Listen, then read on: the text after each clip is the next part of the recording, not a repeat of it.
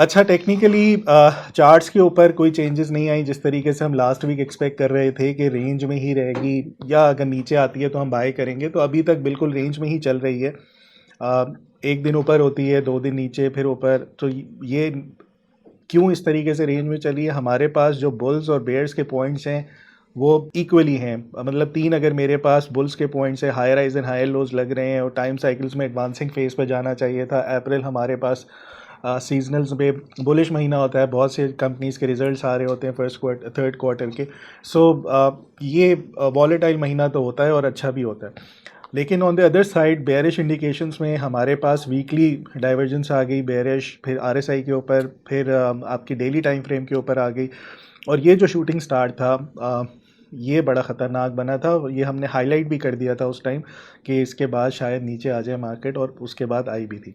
So overall अगर देखा जाए वेट्स पे 3 बुल्स के पॉइंट्स हैं, 3 बेयर्स के हैं, ऐसे में रेंज ही रहेगी मार्केट। और रेंज में अपॉर्चुनिटीज़ मिलती हैं, वॉलेटिलिटी होती है। आप रोज़ाना कोई ना कोई स्टॉक बढ़ रहा होता है, उसमें आपको चांसेस मिल जाते हैं कि आप एक शॉर्ट टर्म ट्रेड्स करके प्रॉफिट्स बुक करके साइड पे रहें।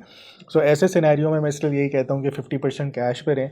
इन केस इस रेंज की वजह से अगर मार्केट नीचे आती है तो आपको बहुत अच्छे स्टॉक्स वैल्यू बाइंग करने का मौका मिल जाएगा आप लोगों को। और सेकेंडली, अगर आप शॉर्ट टर्म ट्रेड्स करना चाह रहे हैं इंट्रा डे बेसिस के ऊपर, उस पर आपको 1-2% के रिटर्न्स पोर्टफोलियो के ऊपर भी बन सकते हैं, मिल सकते हैं। सो ये सपोर्ट रेजिस्टेंस यहाँ पे मेंशन की हुई है। 1,15,690 पहली सपोर्ट है, 1,13,120 दूसरी है। रेजिस्टेंस के ऊपर 1,19,500 एंड देन 127,90 इसकी सेकेंड रेजिस्टेंस है। सो ओवरऑल ये है कि एहतियात से काम करें, कैश करें, अपॉर्चुनिटीज़ डेली बेसिस पे मिलेंगी आपको। सो उस पर आप काम कर सकते हैं।